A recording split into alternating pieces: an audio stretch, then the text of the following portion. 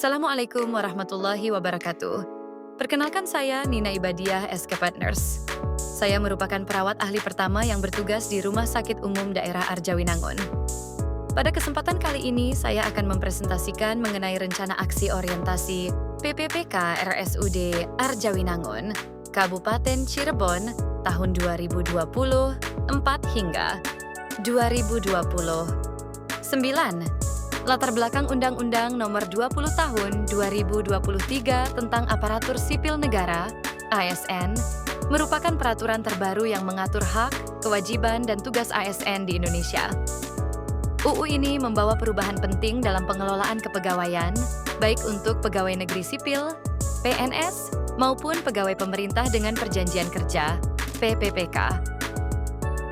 BKPSDM Kabupaten Cirebon mengadakan orientasi bagi pegawai pemerintah dengan perjanjian kerja di lingkup pemerintah Kabupaten Cirebon tahun 2024 yang dilaksanakan pada tanggal 10 Maret sampai 14 April 2025 secara sinkronus and asinkronus menggunakan media Zoom, Meet, and Google Meet berdasarkan data menurut World Health Organization (WHO) 2014 menyebutkan kejang demam 80% terjadi di negara-negara miskin dan 3,5 sampai 10,7% terjadi di negara maju, seperti di Amerika Serikat, Amerika Selatan, dan Eropa 2-4% dari seluruh kelainan neurologis.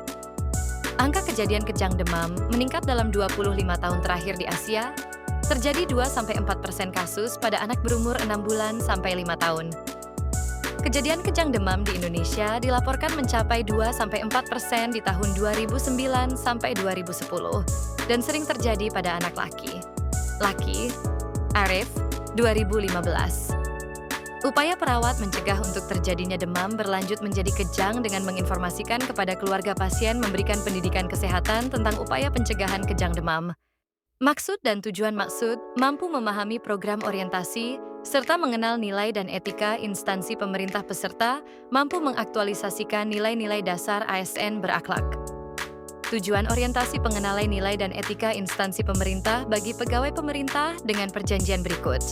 Pengenalan tugas dan fungsi ASN, pengenalan nilai dan etika pada instansi pemerintah, pemahaman dan penyediaan informasi kepada pegawai pemerintah dengan perjanjian kerja yang baru diangkat.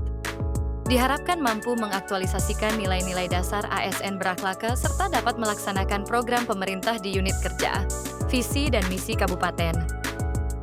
Cirebon periode 2025 sampai 2030. Kabupaten Cirebon beriman, Kabupaten Cirebon bersih, Kabupaten Cirebon inovatif, Kabupaten Cirebon maju, Kabupaten Cirebon agamis, Kabupaten Cirebon aman.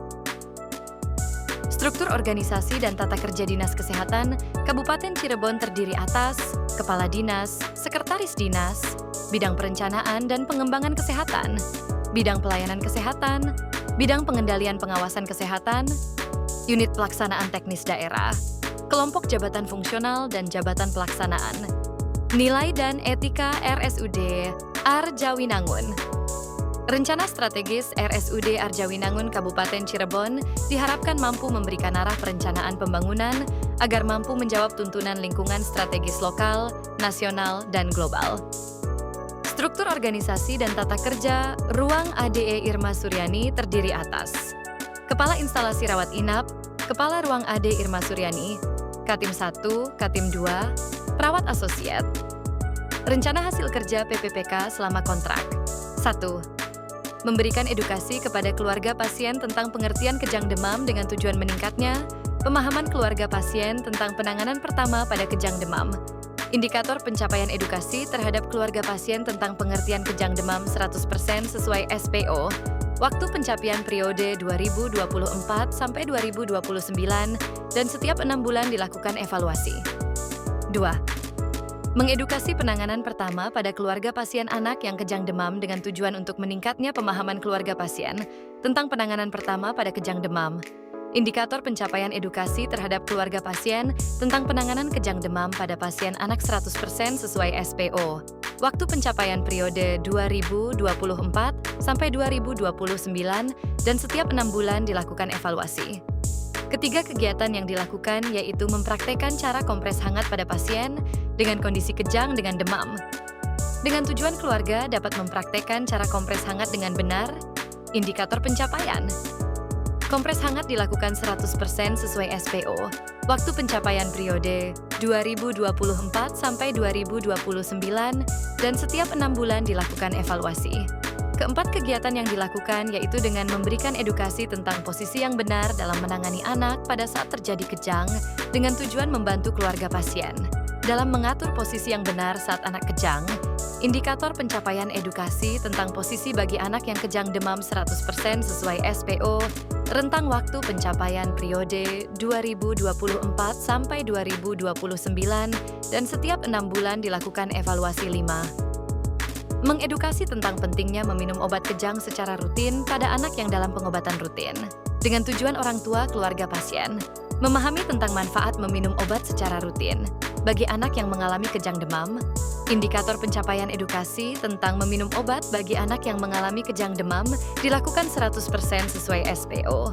Waktu pencapaian periode 2024 sampai 2029 dan setiap 6 bulan dilakukan evaluasi.